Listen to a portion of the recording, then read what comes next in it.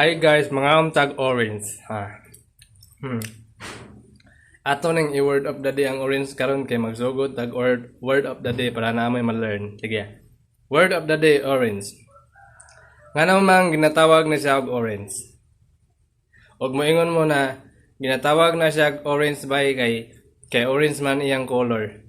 Racist ka. Racist. Dili mag-racist kay bad na. Tudloan ta mo nganong nahimo ni siyang orange. Orange ni gikan ni siya sa word na tree. Oh. Kaya dito man siya gipopo sa tree. Unya, ang tree kay unsa may Tagalog sa tree? Tatlo. Tatlo. Unya, tatlo. Unsa man ang last na letter sa tatlo? Tatlo. O. Di ba? O.